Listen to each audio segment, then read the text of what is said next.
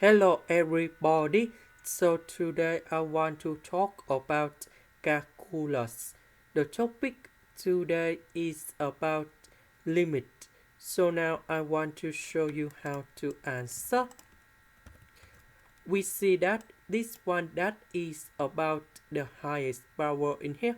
So in this situation, we need to divide by s squared on numerator and denominator.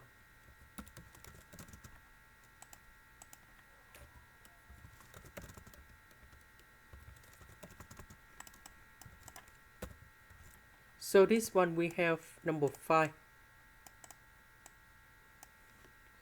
This one we have number 2.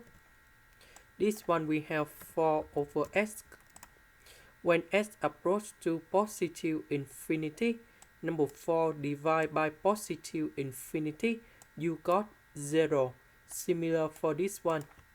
And we have the final answer.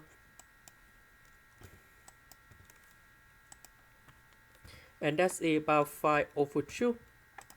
This is the end. Thank you for watching.